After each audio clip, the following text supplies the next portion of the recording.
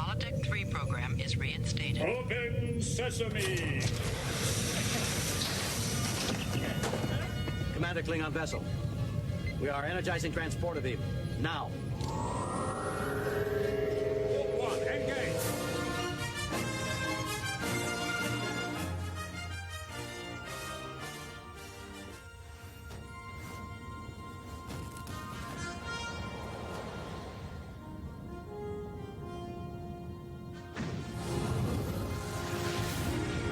All right. Hello. Welcome, everyone, to Star Trek from the Holodeck. This is the Lower Decks edition. I am your host, Michael. If you are new to our shows, we cover a wide variety of Star Trek content, and you can find our podcast wherever you listen to podcasts. Just search From the Holodeck. Our preferred podcast provider is iTunes. And we'd love for you to give us a 5-star rating and drop a review. It helps our show grow and we get seen by more people. Help us trigger those algorithms so that we can keep doing these shows. In the studio and on the bridge with me today is the one and only Ensign David Sabal. Hello. We are strong. Are we? Sometimes I feel like I'm those guys. You're the Paccodes. Yeah, dude. I try hard and I just fail. I love the Paccodes so much now.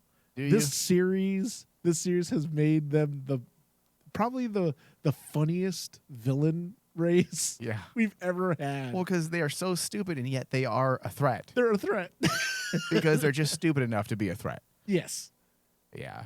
So today's episode titled The Spy Humongous, which is such a stupid title. It's so fitting.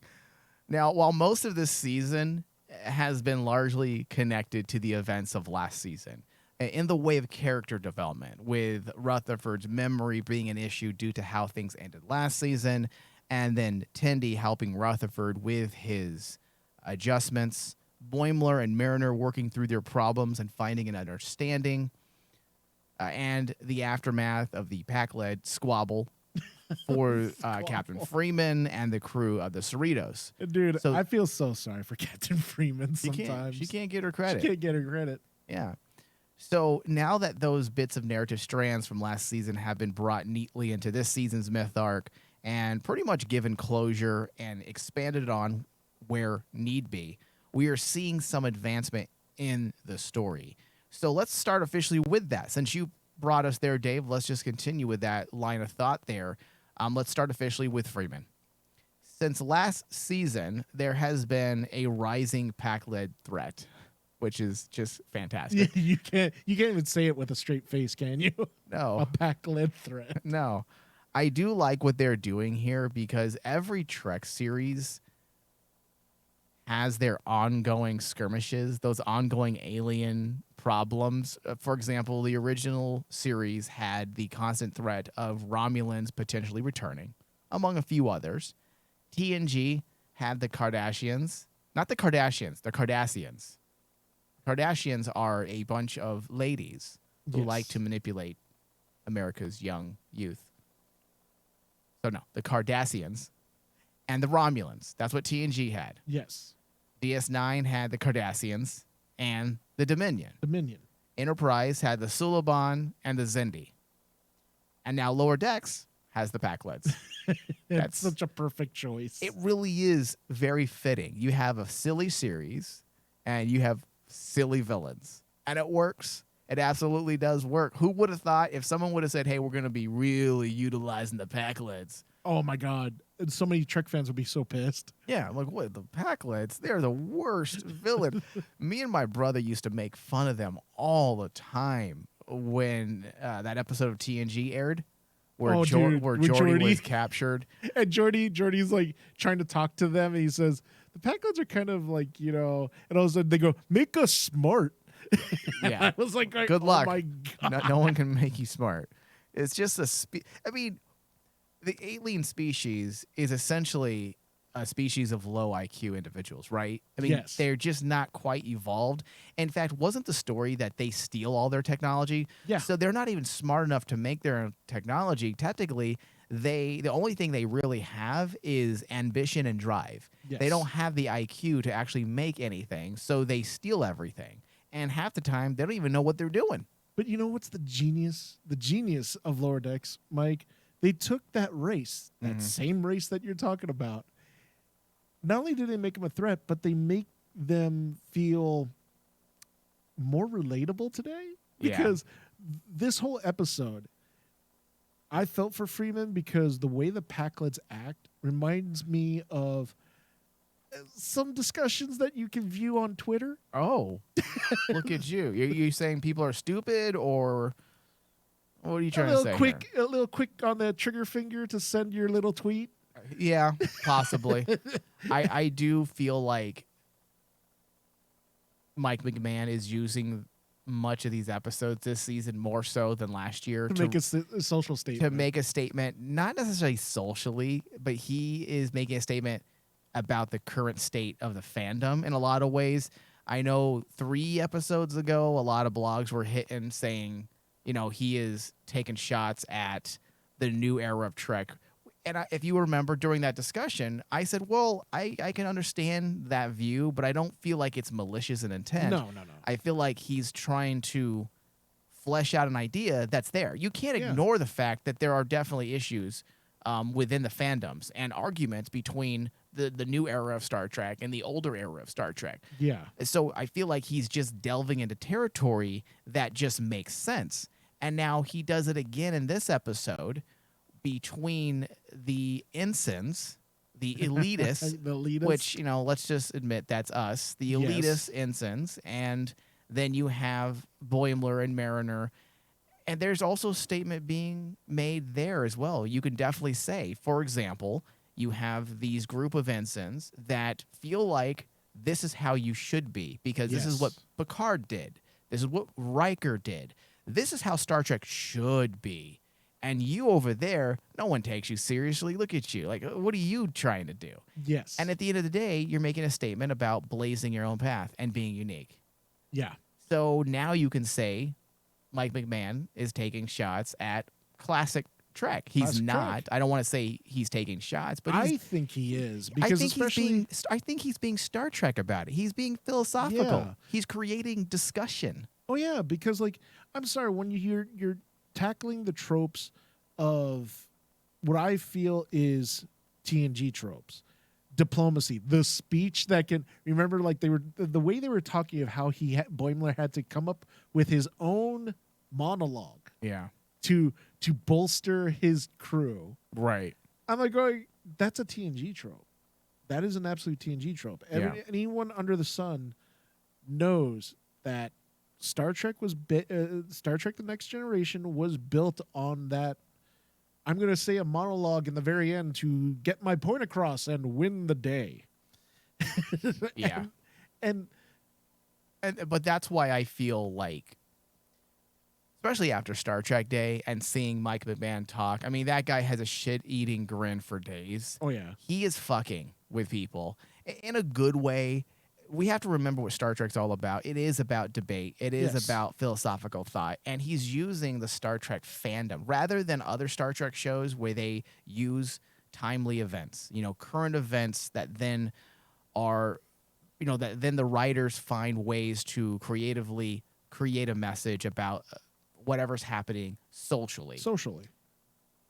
Well, it almost feels like Mike McMahon's inspiration is the fandom itself, the current fandom. I don't believe that's what he was doing last season. No. But this season, it does feel like throughout various episodes that he is making a statement, not necessarily pro for one or against another. It's just stating facts. And this is how it is. And guess what? There are 2 factions. And at the end of the day, I mean, which one's better? Yeah, I'm going to leave that for you. And at the end, he wants to decide. He wants to make us have a discussion. He is creating a lot of discussion. He's creating a lot of discussion, and take this into parallel, Mike. Okay, I'm gonna bring up Michael Chabon. Michael Chabon. Who's that? Go ahead. I will always. Who's Mike Chabon? Go ahead. There might be people who don't know. The showrunner and writer of Picard. Okay. The main writer. His one statement he said for Picard was he wanted to piss off fans. Remember, me and you talked about that in one of our older shows in an interview where he tells people point blank, I wanted to piss off the fans. Oh, And he succeeded. he succeeded. But in a way, Mike McMahon is trying to also piss off the fans, but create intelligent discussion. Piss off is probably the wrong word, but I would agree with the sentiment. Exactly. He's trying to. He's trying to create debate. He's Yeah. trying to create discussion among the fandom to say, hey, this should never be, Star Trek should never be one thing.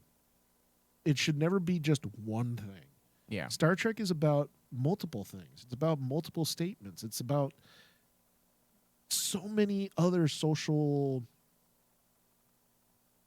political views. We've said this before, but at the end of the day, if you had to streamline the purpose of Star Trek into a very easy bite-sized synopsis, it's the human condition. It's the human It's so much condition. deeper than that, but that's a very simplified way of Yes. really stressing what Star Trek is about.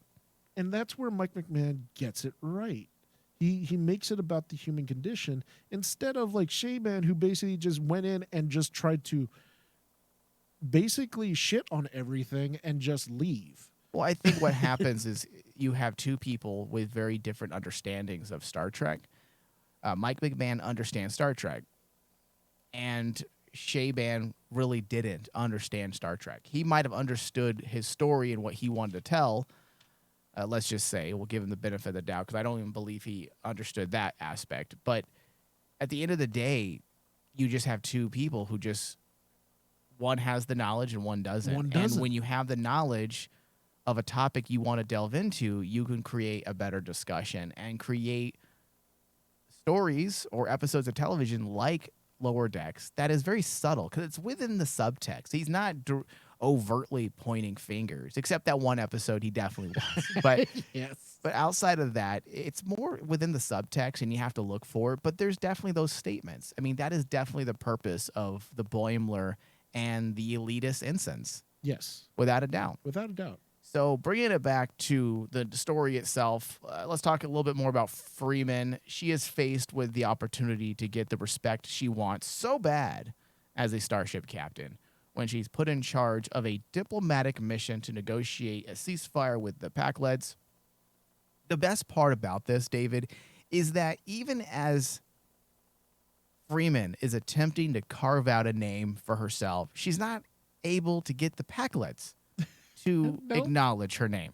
Nope. She's trying to carve a name out for herself, but she can't even get the Paccodes to say her name the right way. No, instead, they mistakenly call her Janeway. Janeway. Which is so sad because, like, do you realize in a lot of ways when the joke of the Paccodes was being told that, oh, it's Janeway, it reminds me of like the fans who only remember Janeway as the only female captain. When there's so many captains out there that basically in books and novels they're talked about, but everyone under the sun will only focus on one central character. It's kind of like everyone forgets about Cisco. They always say it's Picard's era. Right. Well, Cisco was there too. Yep. Yeah. So I thought that was funny because it's perfectly synonymous with the Cerritos crew as a whole, not just Freeman, just completely yeah. forgettable. It's perfect. And that's why the Paccodes are such perfect villains for Lower Decks. Yes. So I think it's hilarious because for all the reasons Freeman wants the Cerritos to be known, Mariner wants the opposite. It's the reason why she likes being an ensign on the Cerritos. She wants to be forgettable because there's no pressure and no expectations. And Freeman is the complete opposite. And yet she can't ever rise above that forgettable status. Yes. And that's what makes the dynamic between mother and daughter in this regard so awesome. Because you can definitely see that, especially in the moments with Freeman and Mariner, when they're in other episodes, they've gotten to the point where the relationship between them is actually more palatable now this season. Where it was very combative. Yeah, we moved past that, which is we good. moved past it. Yeah. But now we focus on the nuances of the relationship and show that, Here's the reasons why the both of them are different. It's their personalities. Have you thought about that though? How funny that is. That Mariner is literally everything Captain Freeman wants to be. Because Mariner, based on everything we've seen, she could be a captain. She has so much experience. She served on the Enterprise at one point. I think they said Yes. She was on Deep Space Nine. She's always been in the middle of all these major events, apparently, in Star Trek history. And Freeman is not. Yeah. Mariner could be the very captain, the unforgettable name and face that Captain Freeman tries so hard to be. And it says a lot about, well, it says a lot about both of them, but in regards to Mariner, it's kind of like, I used to, in season 1, she was so, you remember the first couple of episodes, I did not like Mariner. No, none of us did. None of us did. It was hard to like her. Yeah. But now that we understand, we get to this episode where essentially we understand now why Mariner kind of outwardly looks seems lazy. She's insecure. She has She's low self-esteem. She has low self-esteem, and she has this need to have kind of like her own personal freedom. Yeah. And she feels like if she is noticed, that she's going to lose that freedom because then there will be expectations. And through expectations, you lose a bit of your freedom because you're no longer you no longer can comfortably act how you want because now even if you're not trying to, you tend to start living. You try to live up to those expectations many times. And now it's more palatable even with the the dialogue between her and Boimler. Because we understand we understand why she always like puts down Boimler because she's like going, "Why are you doing this? Aren't you happy here?" Yeah. And he's very different. So and he's very different. Yeah. Well, Boiler's exploits on the Titan with Riker has the crew talking, which we knew this was going to be probably an element that was going to be spaced out throughout the entire second season. But in this episode particularly, there is a group of ensigns looking to become captain material. As we had mentioned earlier in our discussion, they attempt to draft Boimler into their clique and try to sway him to forgetting his regular team, Mariner, Tendi, and Rutherford, because according to the ensigns recruiting Boimler, they're not great for his career. They are known as a certain type, which is not commander material. So they give him a Captain Makeover, which definitely makes for a funny episode. Absolutely. Seeing Boimler looking more toned and muscular, all because of posture. And dude, the gray haircut. The gray in his hair. Yeah.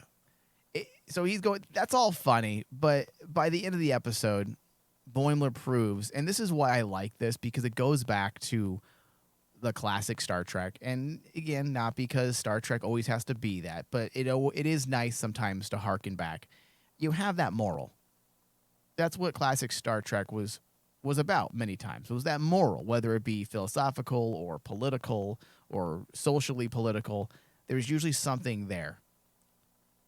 And yet again, with Mike McMahon's Lower Decks, you see him harkening back to those classic moments. Boimler proves that the ones that need the makeover are the group of elitist ensigns who actually have no clue what it means to actually be a captain. Yes. They were obsessed with the superficial aspects of being a captain, but Boimler shows them that true leadership isn't about pretending to be someone else, but finding your own path, which I like this part as a Trek fan because each of our captains have also been very unique. Mm-hmm. And that's why the one scene that I really did enjoy, just on a character basis for Boimler, was when he was in the holodeck, and they're all trying to work on their speeches, and he gives off a speech. His first one doesn't go right, but then he does his second speech, and all of a sudden the bridge of the ship actually appears around Classic them. TNG. The classic TNG. Yeah. And in a lot of ways, this was like a backhanded slap because essentially Boimler faked it. This is all fake. What he's doing is fake. But to everybody else, this is what, like, hey, this is what officers do. This is what commanders do. And everyone's standing in awe. And it does really, for me, that's the moment I basically said, this is kind of like Mike McMahon telling us fans and kind of poking the bear, so to speak, and making fun of us. And saying, hey, this is what you always say that, oh, this is all the captains. This is what they need to act like. Yeah. Here you go. And now you come to the realization in the very end that Boimler's lesson is like, that's not true. That's not how to be a captain. That's not how to be a teammate. There's more than one way. Yeah. I think that's the point. And I don't know if I necessarily agree with you that he's making fun of all of us, but I do agree he's that making fun of the concept, at least. I do agree that he's trying to differentiate between the different versions of Star Trek and showing us, hey, look, not everything has to be this way. This way, yeah. Things can always think there's room to be unique. There's room to pave your own path and be something else. I mean, imagine if Star Trek Deep Space Nine decided to cast a character as Captain Sisko who was very similar to Picard. And he was a captain like Picard. That would have been awful. It would have been awful. It would have changed the entire dynamic of that show. Same thing with Voyager. Same thing with Enterprise. Like, one of my biggest problems with Enterprise was Archer's naivety. Like, it bothered me. It hurt my soul to see how stupid he was at times. But at the end of the day, he was close to Packled level. Oh, Jesus. Almost. But at the end, you realize what they were trying to do. And in retrospect, when I go back and watch Enterprise, I'm okay with what they were doing with Archer because there is a naivety to humanity at this point. They weren't aware of how dangerous the universe was and whether or not they should even be there. And honestly, I feel like much of Enterprise's early run actually backs up the pilot episode of TNG, Encounter at Farpoint. What makes you special? What makes you think you deserve to be out here among the stars? And that was actually a lesson in Enterprise that they had to learn. If you remember, T'Pol said to Archer that you think you can just go around and kick over hornets' nests and there's no repercussions. You want to say hello to everyone, but have you stopped and thought that maybe people aren't like you, that they don't want to stop and say hello? And say hello. They view that as a threat or Yes. threatening to their very existence as a society, as a culture.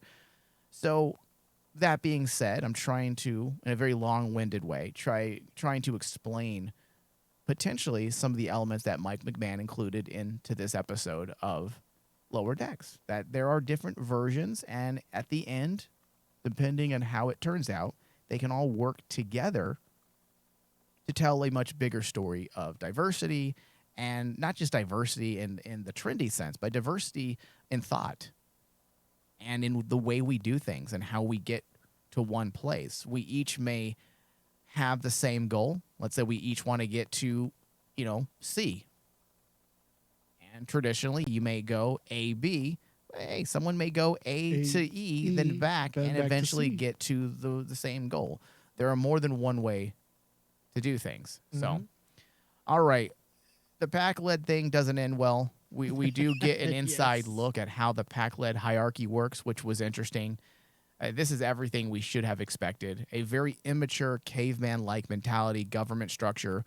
Whoever has the biggest helmet apparently is in charge. Yes. Because they believe strength and leadership are measured by size.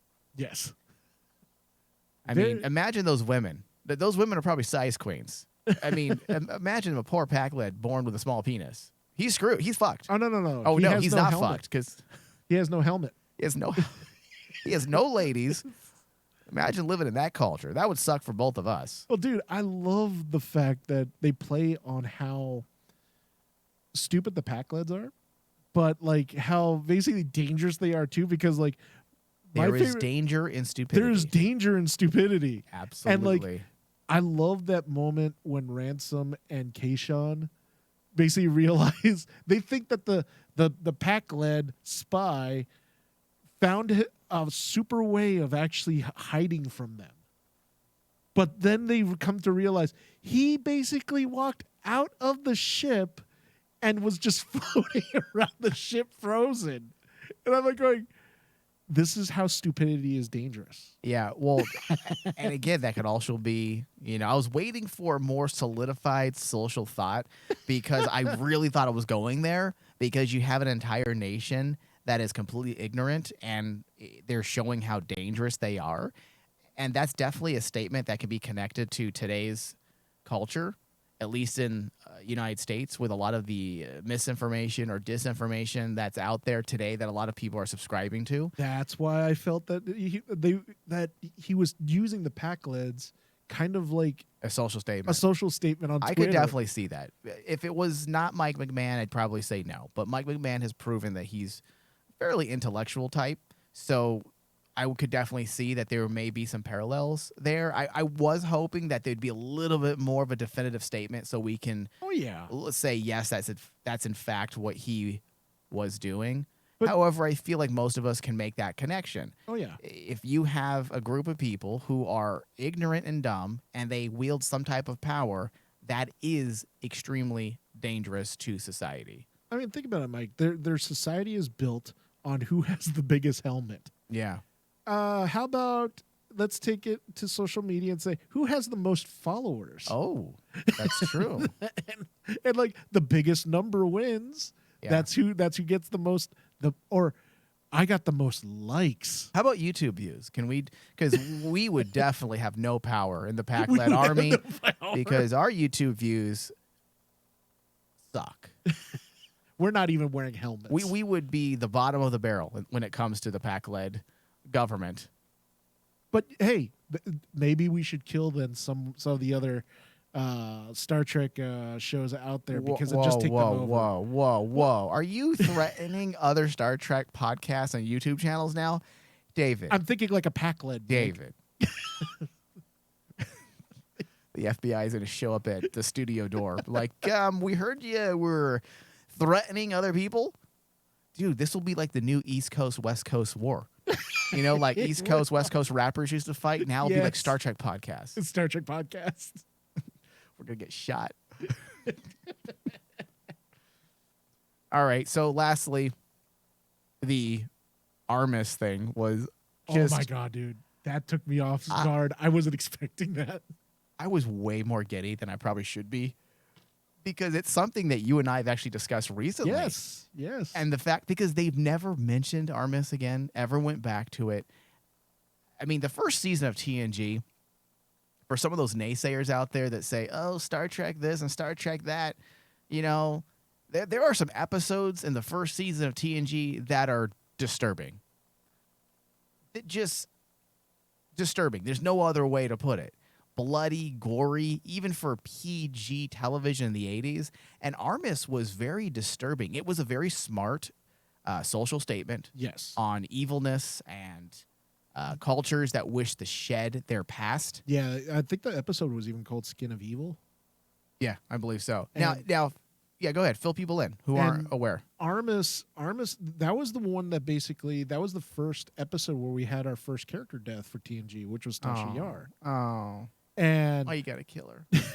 the way she died, though, dude, even though it wasn't like, gory by any It was standards, disturbing. it was disturbing. The whole thing was disturbing. That villain is very unsettling.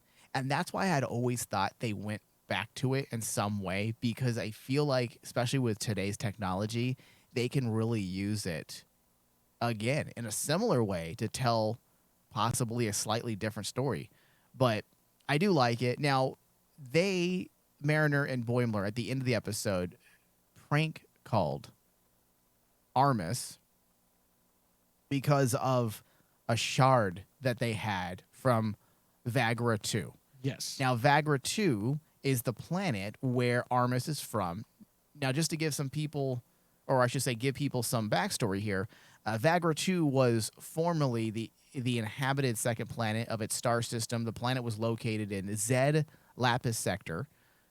Let me get to the important parts here. A race of titans once brought out from within themselves all evil and negative attributes that had bound them to destructiveness. As a byproduct of this procedure, the unwanted substance spread and coalesced into a dank and vile second skin, named Armis, a skin of evil, and this skin became a malevolent, sentient being. Yes. That And ended he up was destroying the planet. And he was abandoned on Vagratube because no one wanted him. And that actually fueled some of his anger because he was already the discarded, vile aspects of these titans, and then he was abandoned. Yes. So he was very angry and extremely toxic and wanted to murder everyone. So the fact that they prank called him and he can't do anything about it except threaten and get angry at the end was so good. It was funny. I enjoyed it. It's that little final bit of icing that we get every week at the end of Lower Decks, that last bit. So, all right, well, this does bring us to the end. The episode was fun, but it was light overall. Let's get into final thoughts, Dave. Why don't you start? Final thoughts on this episode. I agree with you. It was a little light, but it still carried on its premises, and its story arcs still continue on. And I love the added elements that they're giving to characters, and not just characters, races, because the Paccodes, well, they are the most moronic race of all time. I'm serious, dude. They are the perfect race For this show? For this show. Oh, I agree 100%. And Mike McMahon has taken this race and, for me, turned them from basically being these one and done stupid people that, steal from other alien races to make them stronger and smarter. And he's using them in a very intellectual way for me, because throughout this whole episode, as I've stated throughout this show, I see so many elements of the Paccodes being kind of like compared to humanity right now. How basically people treat each other on Twitter and social media. How everyone's bent on most likes, most favorites, most followers. And it's essentially the same concept of having the biggest helmet in the room. Yeah, I'm not going to shit on that idea. I don't know if I necessarily agree, but I feel like we need at least another episode or two to really drive home that point. But you could be on the right path here. But overall, I mean, for a score for this episode, I'm giving this a solid 90. I really do like this episode, especially when you cap it off with Armis. I thought that was a great bookend. Yeah. I'm going to say this episode's a 90% as well for me. I can't say anything. I can't say that there's anything I disliked. I definitely enjoyed the episode. I feel like at this point, the show has found its legs, so it's probably going to be very difficult to find something I hate or I dislike enough to where it then dictates a poor grade. I do hope, closing in on the final quarter of the season, I hope we do get a little bigger.